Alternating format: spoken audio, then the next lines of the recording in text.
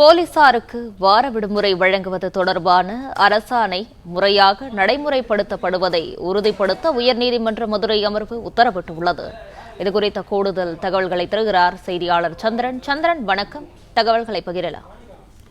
வணக்கம். காவல் முதல் சார்பு ஆய்வாளர்களுக்கு வார விடுமுறை வழங்கப்படும் அரசாணை முறையாக நடைமுறைப்படுத்த உறுதிப்படுத்த என மதுரை அமர்வு கூறியுள்ளது. தவறும் பட்சத்தில் சம்பந்தப்பட்ட அலுவலர் மீது நீதிமன்ற அவமதிப்பு நடவடிக்கை எடுக்க வரை வழக்கு தாக்கல் என மதுரை அமர்வு கூறியுள்ளது.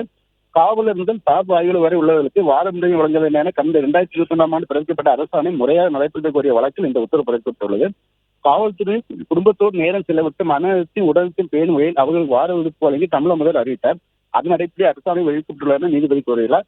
ஆனால் இந்த அரசாணை முறையாக நடைமுறைப்படுத்தவில்லை. இதனால் அதன் பலன்களை காவல்துறை அனுமதிக்க இயலாத நிலையில் உள்ளது என நீதிபதி கூறுகிறார்.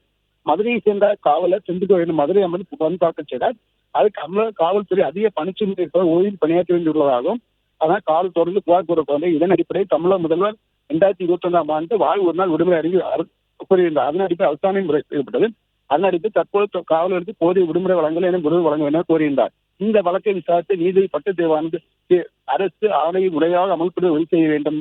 அதுபோல் வருங்காலங்களில் விடுமுறை வழங்கவில்லை என்றால் யார் வேண்டும் நீதிமன்ற அவமதிப்பு வழக்கு தொடரலாம் என கூறி வழக்கை முடித்து வைத்து உத்தரவிட்டுள்ளனர்.